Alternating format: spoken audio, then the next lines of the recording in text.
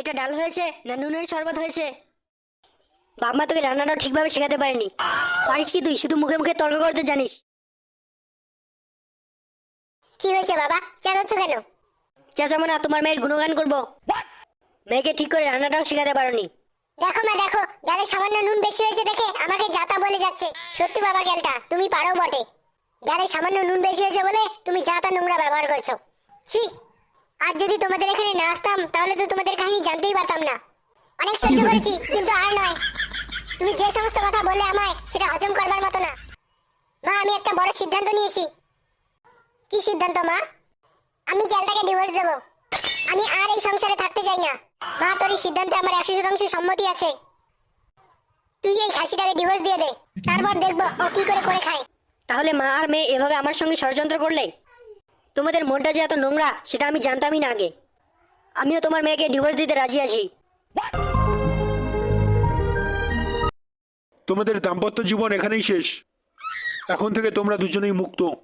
ভালোই হয়েছে, এবার শাকচুন্নির হাত থেকে মুক্তি পেয়েছি। ইস, আমার মেয়েটা যে মুক্তি পেল, কি আনন্দ যে হচ্ছে আমার, সেটা কাউকে বলে বোঝাতে পারবো না। The next day. এখন একা একা কি খাবো কি করব একমাত্র ভগবানই জানে। হয়তো ভিক্ষা করে সংসারটা চালাতে হবে। এতদিন তো আমার বই চাকরি করে সংসারটা চালিয়েছে, আর কপালে যা আছে দেখা যাবে।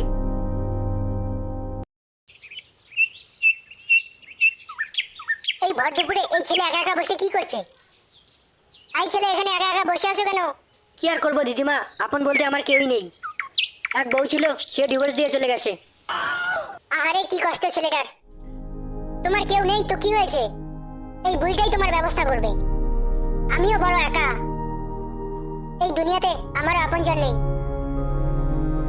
চলো তুমি আমার বাড়িতে, দুটো খেয়ে আসবে। তার কোনো দরকার নেই বুড়িমা, আমার ঠিক একটা ব্যবস্থা হয়ে যাবে। আরে চলো, কি ভাবছো তুমি?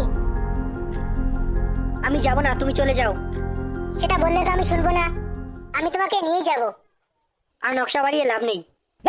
বলছে যখন তখন চলে যাই বুড়ির সঙ্গে। যেটাই হোক, দুটো খেতে তো পাবো। নাও একটু চা খাও।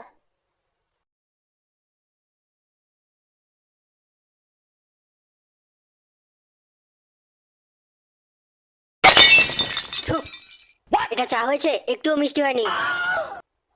অনেকটা চিনি দিয়েছি তো, মিষ্টি তো হবার কথা।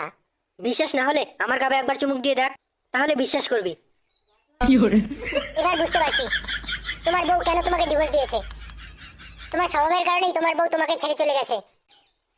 আই বুড়ি, তুই চুপ করে থাক। আমার ব্যাপারে তোকে নাক গলাতে হবে না।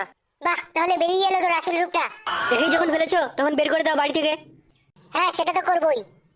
এই মুহূর্তেই আমার বাড়ি থেকে বেরিয়ে যা।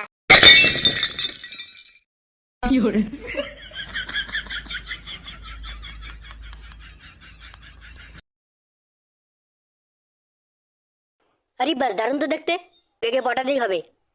মাথায় দারুণ একটা আইডিয়া এসছে। হ্যালো, বলছি কি সমস্ত কর্মচারীদের পুজোর বোনাস দিয়ে দে।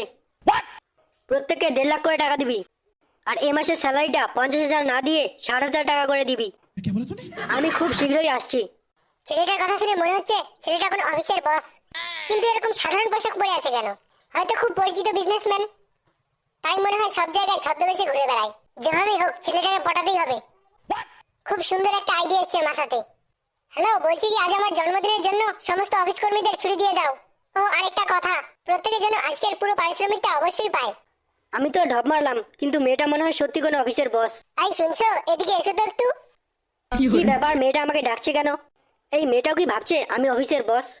একবার ধরা পড়লে তো কাহিনীর আর শেষ থাকবে না। এখান থেকে পালিয়ে না গেলে মান সম্মানটা আর আস্ত থাকবে না। এখান থেকে তাড়াতাড়ি পালিয়ে যাই।